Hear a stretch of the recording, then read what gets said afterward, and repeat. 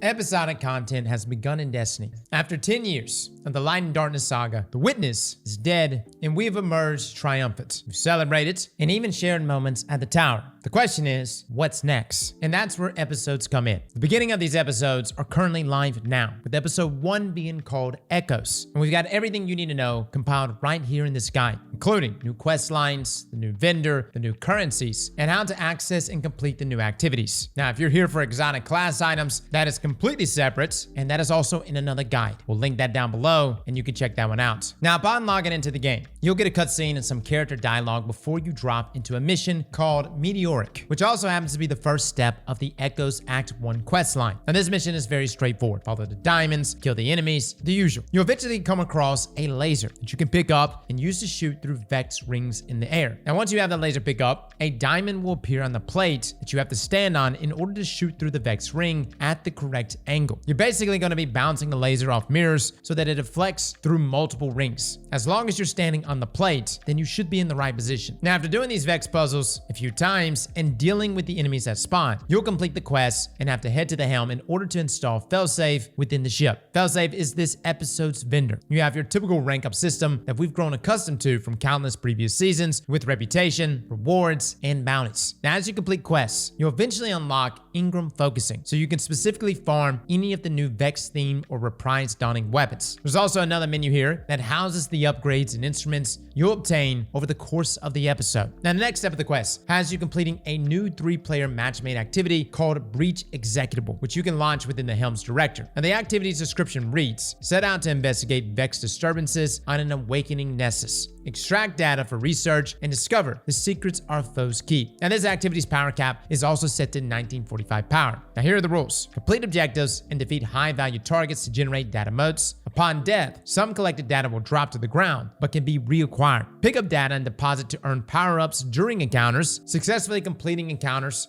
in expert difficulty will provide additional rewards at the end of the activity, and depositing data will award buffs, and the possible buffs can be viewed in the list of modifiers before launching the activity. Some examples include chance to create stasis crystals on stasis damage, chance to apply scorch on solar damage, and a chance to gain class ability energy on combatant final blows. This activity, like the rules suggest, is relatively straightforward and simple if you do the regular version. The expert version consists of many more modifiers that likely change every week, including champions to deal with, an increased power level, but you do get more loot as a trade-off. I ran expert, guys. It's really nothing that difficult. Like, literally nothing here is on the level of like Onslaught, especially the harder version of Onslaught and the later waves. Now, you essentially just make your way to the diamond where the first part of the activity begins and interact with the beacon. This beacon is also where you deposit data modes. Data modes also drop via a variety of ways depending on which version of the activity you get. High-value targets will always drop a bunch, and standing on Vex milk geysers to close them will give you them. Sometimes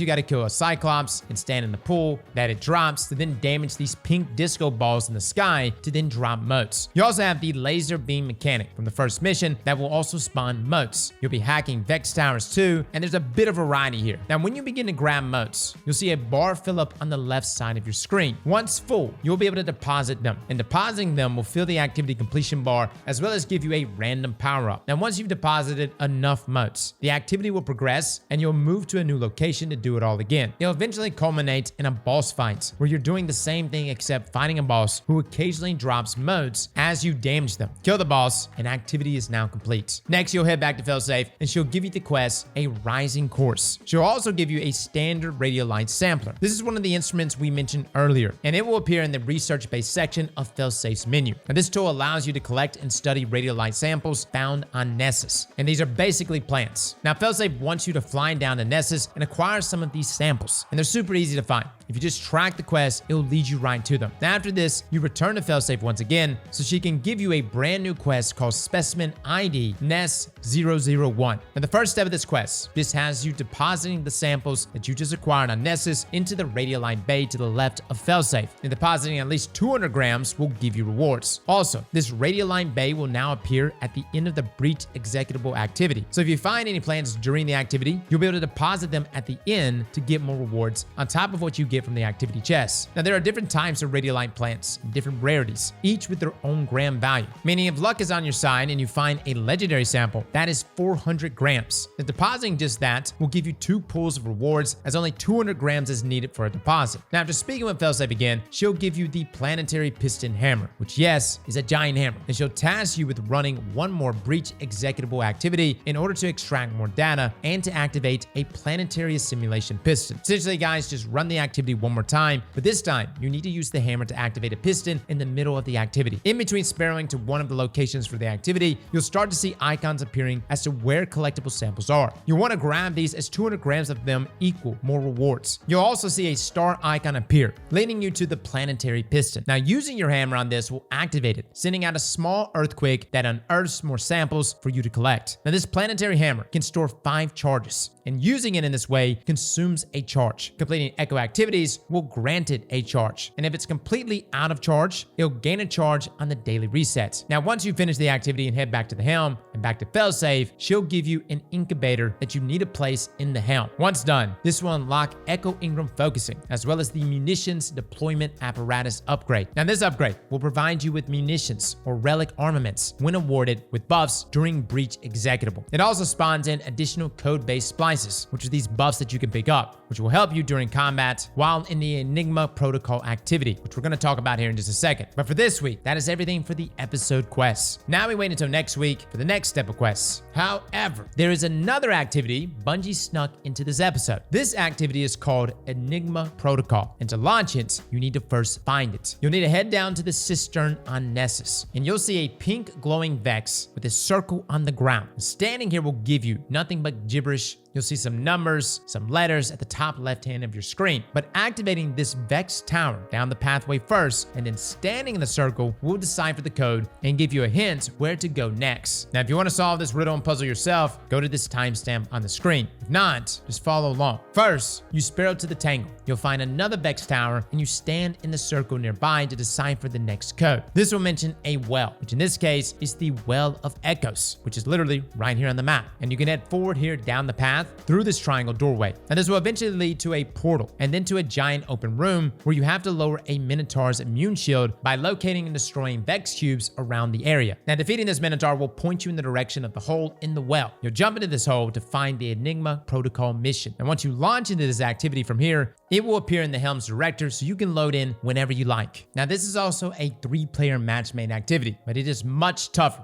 as the power level is set to 2005. It's also highly focused on speed, as you have a security reboot timer that's constantly counting down. When it reaches 0, you get sent back to the start of the activity. And we're gonna give you a lowdown on how this activity works for this week at least. But there is a chance, and a good one, that it will change as the weeks progress, so keep that in mind. Once you get to the bottom of the elevator though, the 1-minute security reboot timer will start counting down. Throughout the entirety of this activity, you can extend this timer in 2 ways, either by killing timekeepers, which are yellow bar Vex harpies that will occasionally spawn in during combat encounters, and when they spawn, there will be an in-game message on the left side of the screen, so you know when to look for them. More commonly though, will be you shooting these yellow diamonds that are hidden throughout every instance of the activity, whether it's traversal, combat, or even the sparrow sections. These diamonds show up everywhere, and there aren't tons of them. Usually there's 2 to 4 in every section, give or take. Now, destroying a diamond adds 30 seconds to the timer, as does killing a timekeeper. So at the very beginning, once you reach the ground from the elevator, your goal is to platform your way to the portal straight ahead while looking for diamonds to break to give you more time. Now, you'll notice you also have a time that's counting up. This is because there's a triumph for completing this activity within a certain amount of time. So your current time shows on screen, that way you're able to track it. Now, once through this first portal, you'll need to charge the radio line circuit. One person on your fire team needs to grab the orange ball near where you walk in and stand in the green circles that appear and disappear around the room to then charge the ball. There's also yellow diamonds here to extend your time, so look out for them. And once fully charged, you can dunk the ball into the slot and then make your way to the first traversal part of this activity. Now, this is really self-explanatory. Just platform your way around and keep an eye out for diamonds until you reach another portal. And I would highly suggest, guys, maybe even having a loadout ready that allows you to traverse things more easily. I was using things like grapple and an eager-edged sword. Now, through this portal, you'll be in a new combat encounter with your time still ticking down. This time, you'll need to destroy the 9 shielded harpies in the sky by throwing orbs at them. Now, these orbs drop from the enemies in the room, but also have your eyes peeled, for those timekeeper harpies. They will save you on time here. There's also a few diamonds that are spread around. Now, after completing this, a portal will appear at the center of the room, and through that portal will be a small traversal section that leads to a red diamond. Now, you'll shoot this to open the way forward where you can drop down and summon your sparrow. That's right, guys. There's literally SRL up in this thing. You'll sparrow down the path, hitting the speed boost if you can. There's also diamonds that are spread out here too. So if you see them, jump off, shoot it, and then jump back on your sparrow. And before somebody asks, can you use the skimmer to literally skim across these lanes? No, at least I tried and didn't work. Now, going through this before the timer reaches 0 will award you with a chest and a break from the non-stop running. And this chest can contain a red border episode weapon, some cores, some prisms, and echo ingrams. Now, in this super weird room, there's a couple things you can interact with. You've got some Vex towers that you can extract queries from. And as far as we know, this is only for a triumph. We haven't been able to find any practical or other reason for these to be here. It appears interacting with them gives you progress for a triumph, and that's about it. The green interactable will reset the entire activity, allowing you to run the beginning part again and assumingly loot the chest again. Or you can continue onwards past the rally flag through the portal to keep going. But keep in mind, this will resume your timer. That means if you got 4 seconds, you will have 4 seconds when you come out the other end, which is why you may want to reset altogether. Now, the reason this room is so weird though, is because the walls are covered in these like random Destiny assets, from pillows to plants to the ramen sign, just random items. Honestly, I have no idea why or what this is, but I'm sure it has something to do with the lore and probably the Vex just observing us. Now, if you continue onward and head through the portal, you'll have another section of platforming to go through before you reach a room where you need to break Vex encryption pods. These are these pink disco ball looking things that can sometimes show up in sections of the breach executable activity. Now, shooting these will drop pink motes that need to be collected, and collecting 20 will open a portal to the next traversal area. Now, after traversal, you'll reach another portal leading you to the second boss. Nothing new here, but always be looking out for ways to increase your timer, which is really important. Now, after the boss is dead, you'll go through another portal to another sparrow section, and then at the end of that, you'll reach the end of the activity, as well as another chest. And guys, that's it. Keep in mind, the weapons that drop here do drop with double perks. So that's a big reason for running it, especially for our returning donning weapons, which are not craftable. Overall, guys, this is a pretty cool activity. It's definitely a rush, and it really challenges you to think fast and also to be good at traversal. And as the weeks progress, there's a good chance we're gonna see different versions of this as well,